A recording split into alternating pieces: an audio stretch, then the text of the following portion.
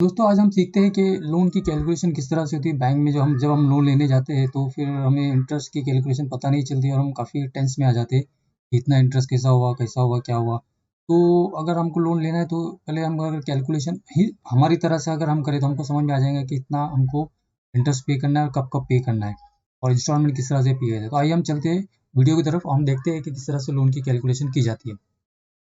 सबसे पहले हमने यहाँ पे लिया है नंबर ऑफ इंस्टॉलमेंट। आपको कितने इंस्टॉलमेंट के लिए नंबर चाहिए। फॉर एग्जांपल मैं यहाँ पे टाइप करता हूँ 1 और 2 और 1 2 को मैं सिलेक्ट करने के बाद इसको ड्रैग करता हूँ। पहले हम सिंपल 12 मंथ्स की लेंगे कि हम अगर कोई एक छोटा सा लोन ले रहे हैं उसकी वैलिडिटी मतलब उसकी जो ड्यूरेशन है 12 मंथ्स है।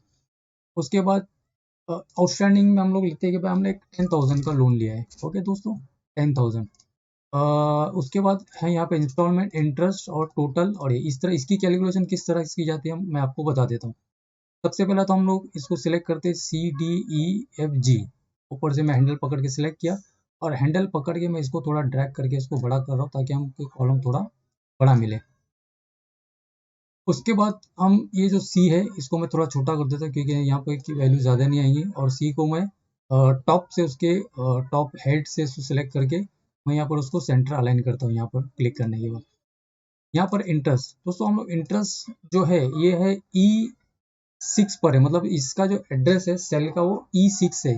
तो मैं यहाँ पर E6 को एक नंबर देता हूँ, एक नेम देता हूँ, उसको कहते हैं हम नेम बॉक्स। ये नेम बॉक्स है, नेम बॉक्स में जाके मैं E6 को एक नेम देता हूँ। फॉर एग्जाम्पल मैं यहाँ पर इसको एक नेम देता हूँ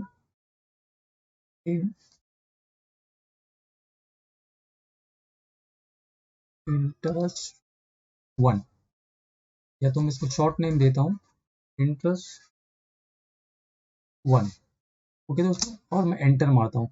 तो दोस्तों नेम बॉक्स का फायदा ये है कि अगर मैं यहाँ पर फॉर एग्जाम्पल मैं यहाँ पर इसको यहाँ पे लिखूँ इंटरेस्ट 1 तो ऑटोमेटिकली वो सेल के एड्रेस पर चला जाएगा। ये भी एक फ़ायदा है और इसके और सारे फ़ायदे हम आगे आगे आहिस्ता आहिस्ता देखेंगे। ओके दोस्तों, उसके बाद मैं यहाँ पर लिया हूँ 10,000।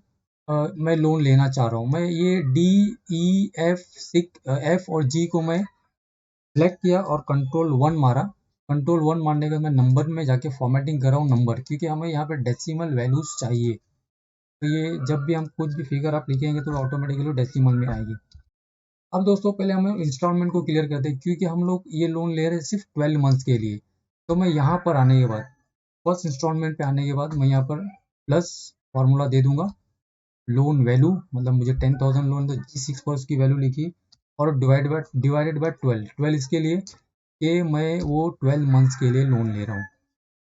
ओके दोस्तों, और उसके बाद ये जो है पूरे 12 मंथ्स में ये डिवाइड हो जाएगा 10,000। तो अभी इसको घड़ी घड़ी हम यहाँ पे जाके नहीं करेंगे, सिर्फ मैं इसको यहाँ पे छोटा सा फॉर्मूला देता हूँ कि भाई प्लस इस सेल में जो भी वैल्यू है वो यहाँ पर भी चाहिए और इसको मैं ड्रैग करता हूँ नीचे तक। तो जितनी वैल्यूज है सब इक्वल आएगी। अगर मैं यहाँ पर चेंज करता हूँ फॉर एग्जाम्पल 15,000 तो ये वैल्यूज भी ऑटोमेटिकली चेंज हो जाएगी। ओके दोस्तों, आई होप दोस्तों कि आपको इतना समझ में आ गया हो। दोस्तों इंटरेस्ट की जो सेल है उसका हमको एक नेम देना पड़ेगा जो कि हम नेम बॉक्स में जाके देख सकते हैं। ये है नेम बॉक्स, यहाँ पे लिख के आ रहा है नेम बॉक्स। तो यहाँ पे देते हैं INT2 और एंटर। INT2 का फायदा ये है कि ये जो सेल है इस E6 का जो एड्रेस है मतलब सेल का एड्रेस उसको हम INT2 से भी डिफाइन कर सकते हैं। तो यहाँ पर सबसे पहला मैं इंटरेस्ट का एक रेट डिक्लेयर करूंगा। बैंक आपको बता रही है कि भाई आपको 9.5 के हिसाब से इंटरेस्ट लगेगा। तो यहाँ पे 9.50 दिया है क्योंकि हमने फॉर्मेटिंग 2 डेसिमल में की, इसके लिए 9.50 आया है। अब मैं यहाँ पे कंट्रोल 1 मारूंगा और यहाँ पे परसेंटेज में जाऊंगा और उसको ओके मारूंगा। 950 आया, आप वापस लिख दीजिए 9.50 तो 9.50% आ जाएगा। ठीक दोस्तों, अब हम चलते आगे। तो यहाँ पर ये है कि सबसे पहला आप जब फर्स्ट इंस्टॉलमेंट भरने जाएंगे तो बैंक आपको बताएंगे कि भाई आपको जो 15,000 या जो भी आपने लोन लिया उसको फर्स्ट इंस्टॉलमेंट में आपको इंटरेस्ट कितना बैंक ने लेवी किया है, कितना आपको चार्ज किया है। तो उसके लिए आपको जाना पड़ेगा प्लस, ध्यान से देखिए formula, plus outstanding amount, plus outstanding जो अमाउंट आपका आउटस्टैंडिंग है वो इंटू ये INT2, आप INT2 भी लिख सकते हैं। ठीक है, और डिवाइडेड बाय 12, तो आपको इस महीने का 118.75 आपको इंटरेस्ट लगा। आपको इसका मतलब भरना कितना है, प्लस आपका इंस्टॉलमेंट और प्लस आपका इंटरेस्ट, आपको इतना भरना है 1368.75। आपका बाकी कितना है, प्लस आउटस्टैंडिंग और माइनस, टोटल नहीं बल्कि माइनस इंस्टॉलमेंट, जो आपने इंस्टॉलमेंट पे किया है वो, इंटरेस्ट नहीं, इंटरेस्ट आपका एक्सपेंस है और बैंक की इनकम है, इस तरह से आएगा।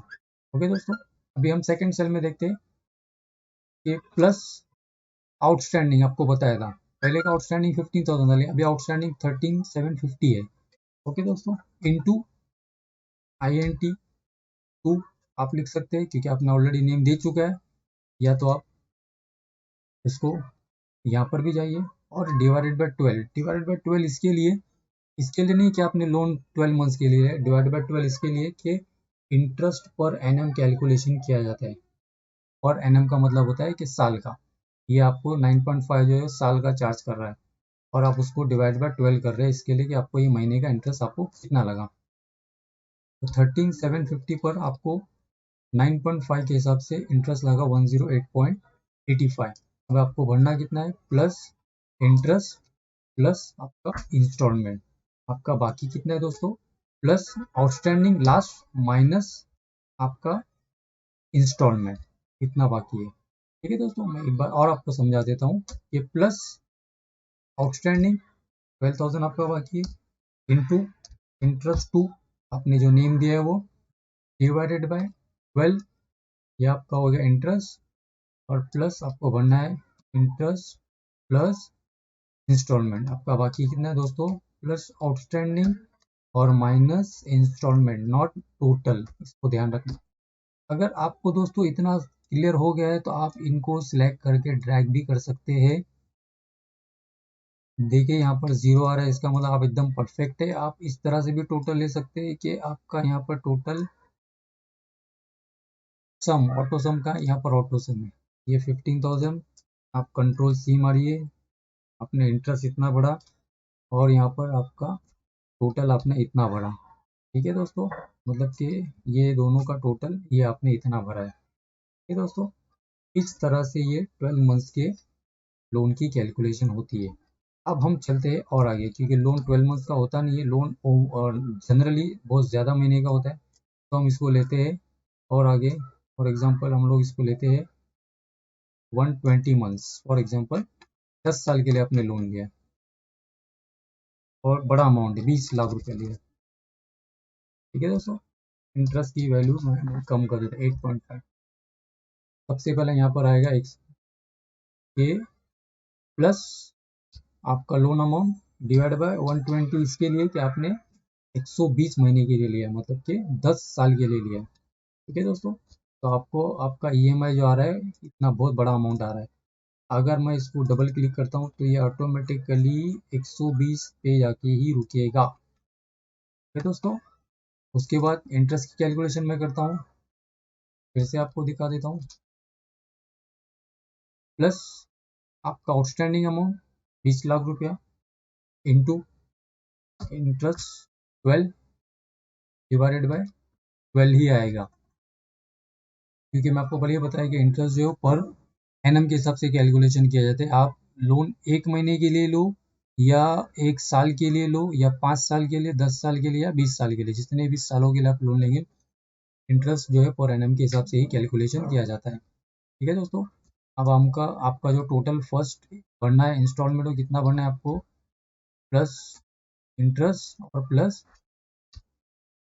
मतलब कि आपको 30,416 आपको भरना है, और आपका बाकी कितना है दोस्तों, आउटस्टैंडिंग लास्ट माइनस का इंस्टॉलमेंट, इतना आपका बाकी है। ठीक है दोस्तों, सेकंड पे चलते हैं हम लोग। प्लस आउटस्टैंडिंग फॉर्मूला दे रहा हूँ मैं, इनटू इंटरेस्ट 2, जो भी इंटरेस्ट अपने इंटरेस्ट की वैल्यू में जो भी है वो अपने लिखा हुआ है, और डिवाइडेड बाय 12, मतलब आपको सेकंड जो है 198,333 पर आपको 8.25 के हिसाब से इतना आएगा, प्लस दिस और प्लस आपका इंस्टॉलमेंट, आपको इतना भरना है। आपका बाकी कितना है, प्लस आउटस्टैंडिंग और माइनस इंस्टॉलमेंट। ठीक है दोस्तों। अब अगर आपको ये समझ में आ गया तो हम इसको ड्रैग कर सकते हैं, डबल क्लिक करके आपको यहाँ पर ऑटोमेटिकली ज़ीरो वैल्यू दिखाई देगी। अगर आपको इस तरह से कैलकुलेशन करना है तो आप कंट्रोल शिफ्ट एंड मार दीजिए, ऑटोमेटिकली आपका ये यहाँ पर गया। थोड़ा और आगे लीजिए शिफ्ट दबा के, ऑटो सम। ठीक है दोस्तों, मतलब ये आ गया 20 लाख रुपया आपने पेड किया है। आपने इंटरेस्ट उस पर कितना है, 8,31,000 पेड किया है। टोटल आपने इतना भरा है। इस तरह से कैलकुलेशन की जाती है। अब जैसा भी आप यहाँ पर चेंज करेंगे, 15 लाख करेंगे तो वो 15 लाख होगा। यहाँ पर आपने EMI इंटरेस्ट चेंज किया है, इंटरेस्ट की वैल्यू चेंज होगी। लेकिन यहाँ पर अगर आप फॉर एग्जांपल 10 साल की जगह 8 साल अगर आप करना चाहें तो 8 साल यहाँ पे चेंज कर सकते हैं, इसको इतना वैल्यू इतना कम करके। फॉर एग्जांपल मैं दिखा देता हूँ आपको।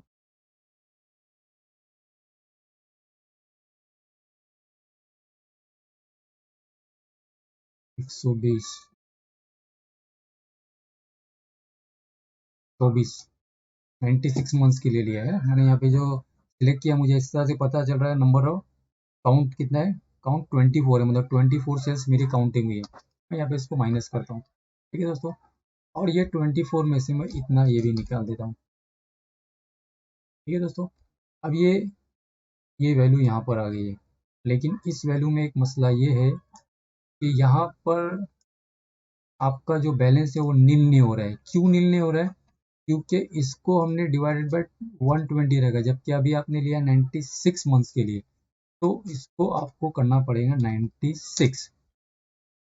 तो आप देखेंगे नीचे जाके ऑटोमेटिकली आपकी वैल्यू ज़ीरो हो जाएंगी, मतलब कि आपका लोन जो कि बिल्कुल परफेक्ट हो गया है। तो अब आपका लोन ये परफेक्ट हो गया तो आप इसको डेकोरेशन का काम कर सकते हैं, क्योंकि जितना अच्छा तरीके से आप डाटा को प्रेजेंट करोगे उतना आपका शीट में लुक आएगा आपका। ठीक है, मैं क्या करता हूँ, इनको सिलेक्ट करके पूरा सिलेक्ट कर दिया और मैंने ऑल बॉर्डर मार दिया। ये ऑल बॉर्डर आ गया। ठीक है दोस्तों, थोड़ा फॉन्ट साइज बड़ी करता हूँ, काफ़ी छोटी लग रही है 12। और सेल को भी थोड़ा बड़ा कर देते हैं, ये छोटा लग रहा है। ठीक है दोस्तों, ये आउटस्टैंडिंग को आप कलर वगैरह जो भी देना चाहे।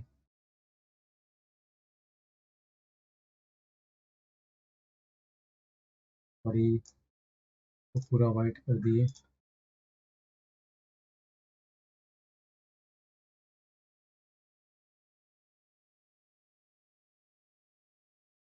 तो हल्का सा पर सेल का जो है परसेंटेज का जो फिगर है वो थोड़ा अलग तरह से डिफाइन भी है, वो अलग डिफाइन भी है। फॉन्ट जो है, फॉन्ट भी अलग लिए, थोड़ा लुक आपको अच्छा दिख रहा है। और उसके बाद आपको ये किसी को प्रेजेंट करना है तो आप इसको सेलेक्ट करके सिलेक्ट करके आप फाइल एक्सपोर्ट, एक्सपोर्ट के बाद क्रिएट पीडीएफ, क्रिएट पीडीएफ कीजिए। क्रिएट पीडीएफ करने के बाद वो डायलॉग बॉक्स आ जाएगा, वहाँ पे आप ऑप्शन में जाइए और ऑप्शन में आपको सिलेक्ट कर दीजिए। ओके मारने के बाद ये लोन कैलकुलेशन और आपका जो भी फोल्डर है डाउनलोड में कीजिए, पब्लिश कीजिए, तो वो आपको एक पीडीएफ पब्लिश कर देगा। अगर आपको देखना है तो आप डाउनलोड में जाके देख लीजिए आपका जो है पब्लिश हुआ नहीं हुआ। देखिए लोन पब्लिश हो गया, तो डबल क्लिक करके ओपन करके देख लीजिए, तो आपको ये 3 पेज पे वो दिखाई दे रहा है। आप सामने वाले को प्रेजेंट कर सकते हैं। ओके दोस्तों, आई होप दोस्तों उसके पहले दोस्तों आपको ये बता देता हूँ कि डे वाइज कैलकुलेशन किस तरह से की जाती है, मैं आपको वो भी बता दूंगा नेक्स्ट क्लास के अंदर। कि आपने 1 तारीख को लोन लिया और आप 28 तारीख को भरने गए या दूसरे महीने की 5 तारीख को भरने गए, तो आपको उसकी डे वाइज कैलकुलेशन किस तरह से की जाती है इंटरेस्ट की, तो वो भी आपको मैं नेक्स्ट क्लास में दिखा दूंगा। ये आपको मंथ वाइज दिखा है, वो आपको डे वाइज दिखाऊँ। आई होप दोस्तों को आपको ये क्लास समझ में आ गई होंगी। और आपको समझ में आ गई होगी तो आप मुझे कमेंट में लिख दीजिए, और आपको जो भी आपकी रिक्वायरमेंट एक्सेल और ग्राफिक डिजाइनिंग में आप मुझे टाइप करके बता दीजिए। मैं आपको पूरी पूरी कोशिश करने की, पूरी पूरी आपको रिजल्ट देने की कोशिश करूँगा। Okay, thank you, thank you, thank you very much.